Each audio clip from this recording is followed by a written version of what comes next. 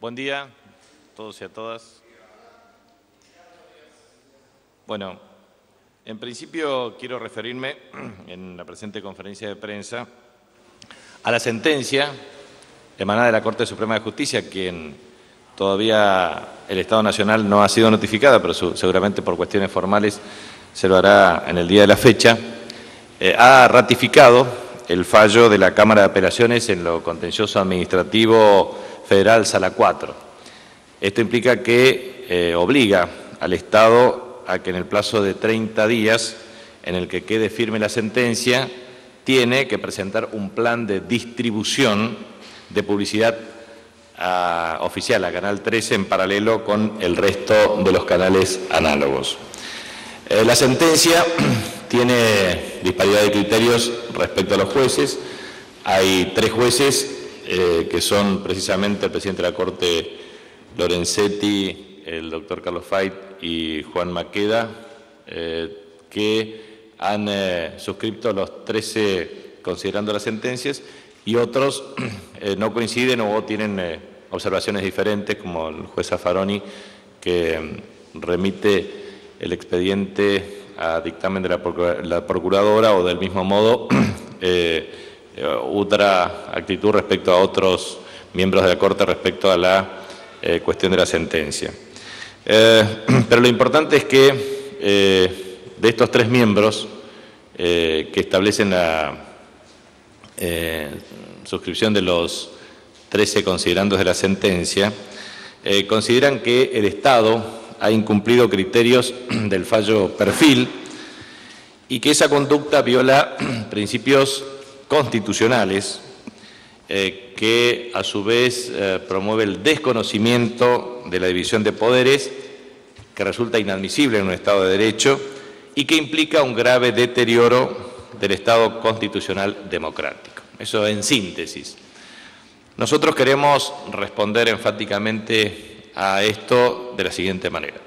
Primero, es falso, de falsedad absoluta, que el Estado Nacional incumple el fallo en el caso Perfil. El Estado ha cumplido y cumple cabalmente el fallo desde el mes de abril del año 2013,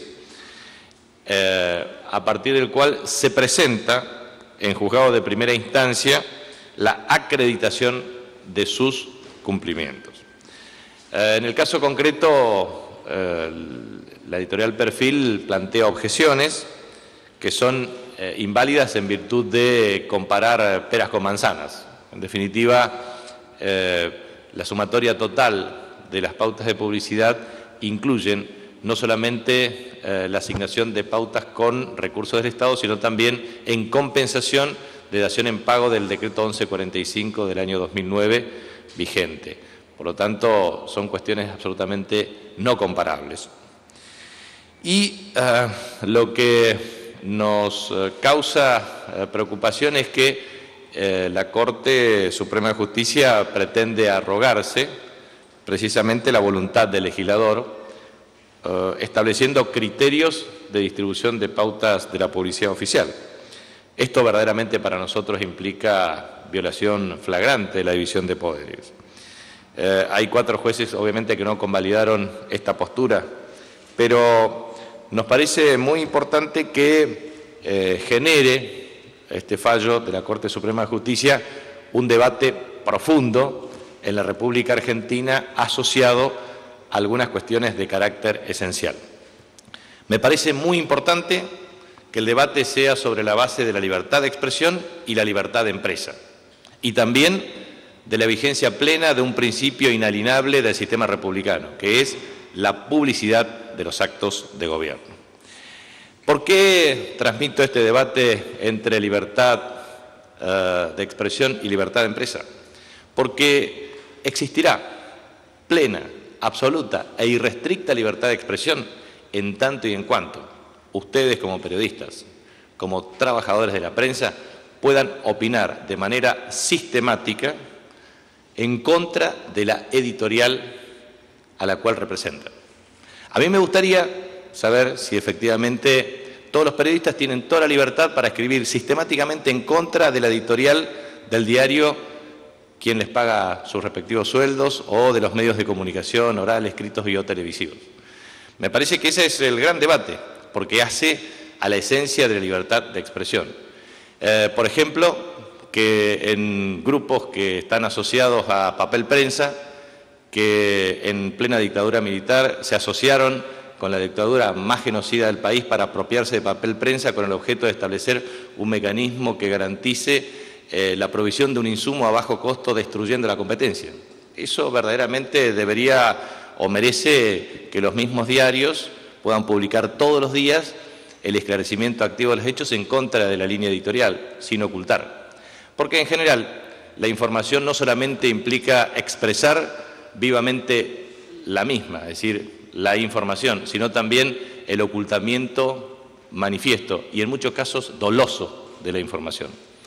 Todos sabemos que el gran debate precisamente en Argentina y en el mundo tiene que ver con esta relación, porque paralelamente con esto, entonces, si la Corte Suprema de Justicia o la justicia se arroga la voluntad del legislador y establece un parámetro administrativo de cómo distribuir pautas de publicidad oficial, del mismo modo entonces debería obligar a los medios de comunicación a divulgar por el ejercicio efectivo del principio de la división de poderes y del principio de publicidad de los actos de gobierno cuando se inaugura una vivienda, porque es cumplir con un mandato constitucional y del principio de publicidad de los actos de gobierno, cuando se inaugura una obra de agua potable, cuando se inaugura una obra de redes cloacales, cuando se inaugura una obra de carácter energética, por ejemplo, de energía atómica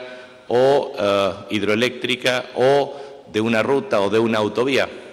Muchas veces, y ustedes lo saben, la Presidenta de la Nación ha tenido que utilizar la cadena nacional para divulgar estas obras y el día ulterior en los diarios, principalmente opositores, no salía ni siquiera un renglón respecto a la obra o el número de obras que se inauguraban, porque eran no solamente a través de un discurso explícito, sino también a través de teleconferencias en distintos lugares del país.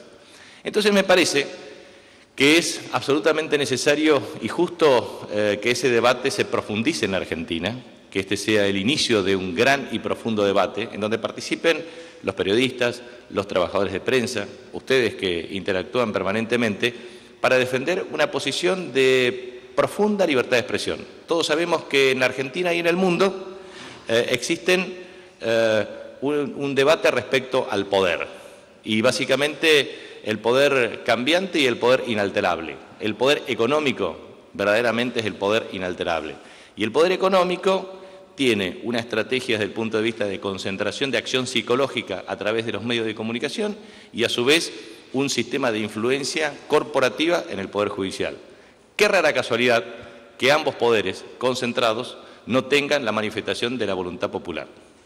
Los políticos, que tanto somos criticados por esos factores de poder, nos sometemos todos los días a la luz y a la consideración pública y también nos sometemos periódicamente a la voluntad popular. Precisamente esa acción promovida por los grupos económicos concentrados y mediáticos concentrados con acción psicológica establecen líneas de acción para desestabilizar gobiernos, para debilitar a los gobiernos, para quitar confianza y credibilidad a los gobiernos. De manera que aquí de lo que se trata es del debate más profundo en la República Argentina, que es el debate del poder. El poder en la Argentina y el poder en el mundo. El poder inalterable, oculto y el poder visible. El poder visible es aquel que emana de la voluntad popular. El poder oculto es el que emana de la acción psicológica derivada de grupos económicos a través de agentes encubiertos o explícitos. Este es el debate y por eso celebramos que este fallo brinde esta posibilidad. Pero no es un problema del oficialismo, también es un problema de la oposición. Este es un problema de los actores políticos del sistema nacional y universal, porque esta es la dimensión respecto a cómo influye el poder en sus diferentes manifestaciones. ¿O acaso no se hacen guerras preventivas para vender armas? ¿Ustedes creen que las guerras preventivas o la carrera armamentista, quién la financia? La financian los grupos económicos concentrados que promueven y venden armas, en donde la muerte no les importa un bledo.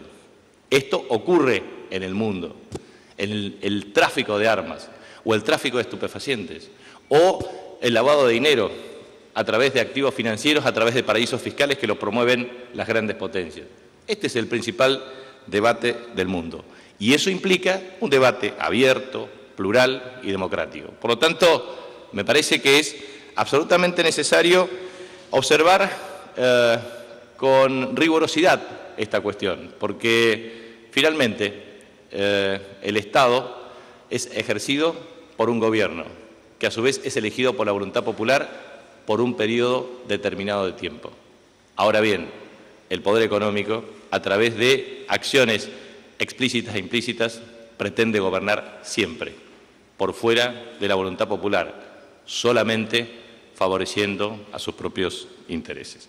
Por eso me parece que, así como una vez, el 7 de junio del año 1810, se creó la Gaceta por Mariano Moreno, que era ahora el órgano de difusión de la Revolución de Mayo, a mí me resulta interesante una pregunta.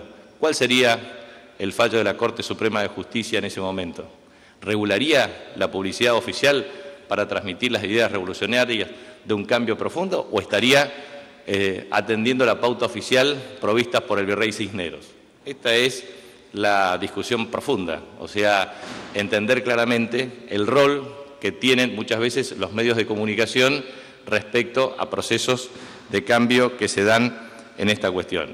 Y obviamente, con mucho respeto, la tribuna de doctrina del Diario La Nación ha sido un instrumento de profunda difusión política de don Bartolomé Mitre y todos sus herederos.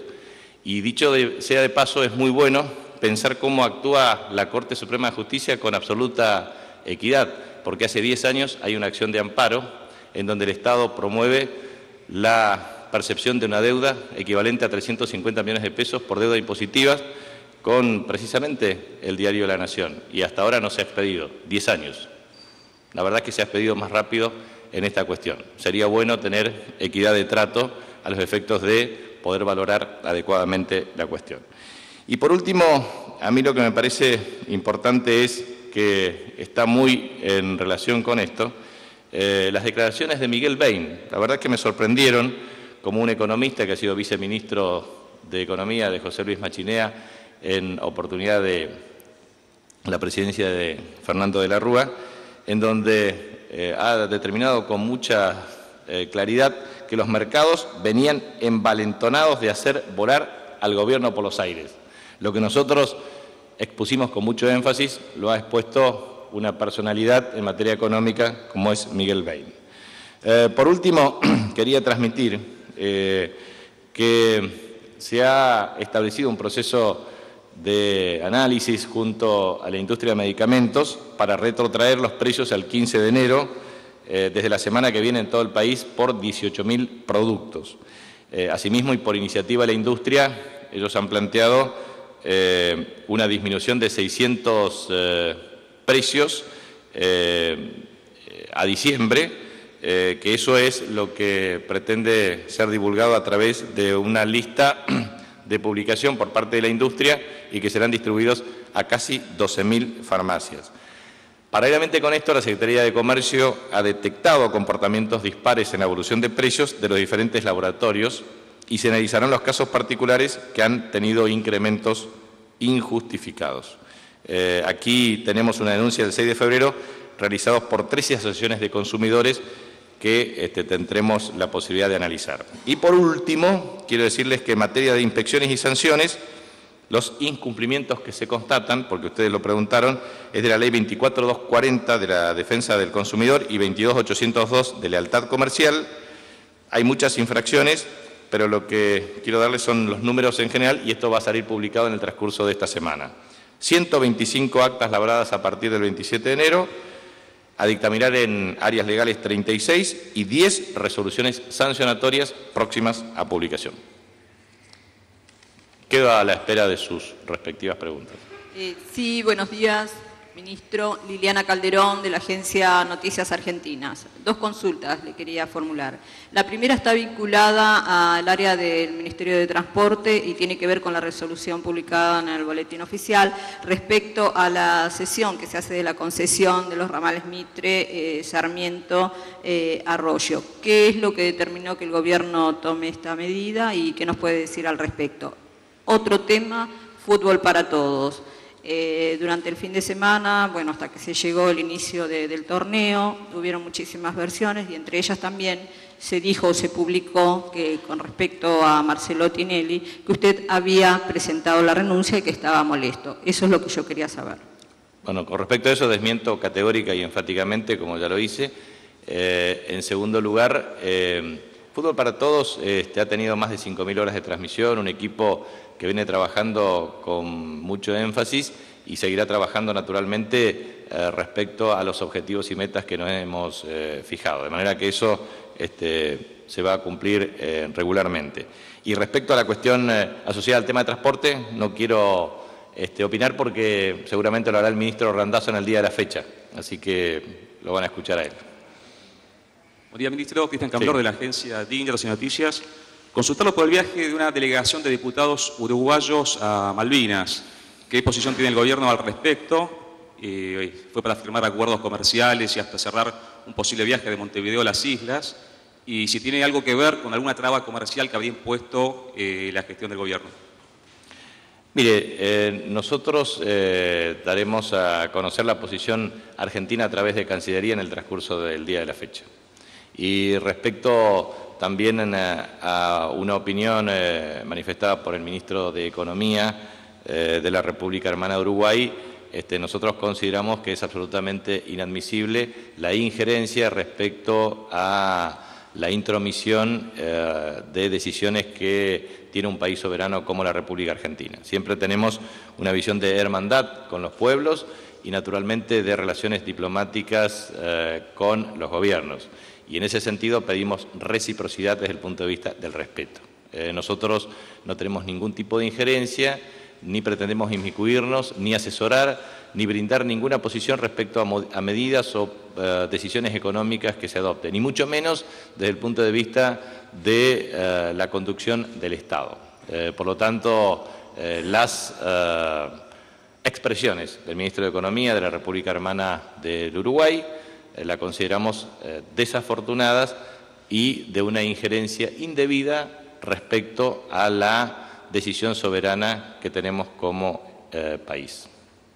Ministro, aquí. Sí. Diego Colaberardino, de Radio El Mundo. Dos consultas. ¿Qué evaluación hace de la reunión que mantuvo ayer la presidenta con el titular de una de las CGT, Antonio Caló? En esta misma consulta, teniendo que ver con el tema paritarias, ¿cuándo el gobierno se va a reunir con los gremios que representan a los trabajadores del Estado? Eso por un lado, y por otro lado, como gobernador en uso de licencia, ¿qué opina, qué piensa y qué fue lo que pasó ayer en la provincia de Chaco con la represión a distintas organizaciones sociales que estaban protestando allí?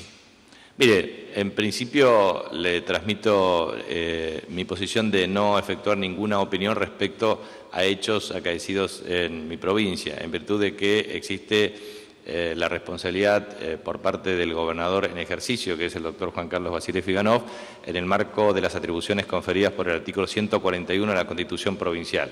Amén de eso, también considero que las autonomías provinciales, en virtud del artículo 5 de la Constitución Nacional, implica el desenvolvimiento de las acciones. Desde el punto de vista personal, siempre considero que el diálogo debe ser el instrumento y la herramienta para la búsqueda de consensos respecto a determinado tipo de problemáticas. Pero sinceramente siempre he tratado de ser respetuoso en el funcionamiento de las autonomías provinciales y no tener injerencia en materia de decisiones, ni tampoco obviamente de opiniones, porque entiendo que cada uno de los poderes debe ser ejercido con la responsabilidad competente y en cada una de las autonomías provinciales pertinentes. Respecto al tema de la Confederación General del Trabajo, la reunión que ha tenido la presidenta ha sido satisfactoria en el sentido de analizar varios tópicos de la realidad. creo que va directamente en relación a lo que manifesté ayer por la mañana desde el punto de vista de las paritarias, su alcance de carácter anual, y también la evolución y la incidencia del precio de los medicamentos en el funcionamiento de las obras sociales. Yo creo que a partir de ese análisis exhaustivo entiendo claramente que la Presidenta promueve y fortalece el diálogo con los distintos actores sindicales, precisamente en la defensa de los intereses de los trabajadores. Y respecto al sector público, como usted sabe, el Estado tiene en algunos casos un rol o una injerencia como empleador y en otros casos simplemente como factor de intervención en la fijación de determinados pisos de negociación. El caso típico es en materia docente. En materia docente uno tiene la opción solamente de contribuir a la fijación del piso, pero cada una de las jurisdicciones provinciales son los efectivos empleadores y los que establecen estrategias de negociación salarial en cada una de sus jurisdicciones. En ese sentido, existen dos modalidades desde el punto de vista de la negociación salarial en paritarias, por ejemplo, en materia docente. Uno puede ser la decisión unilateral del piso por parte del Estado Nacional y otra es por consenso con los actores intervinientes. Esas son las dos opciones que seguramente se evaluarán en el transcurso de estos días.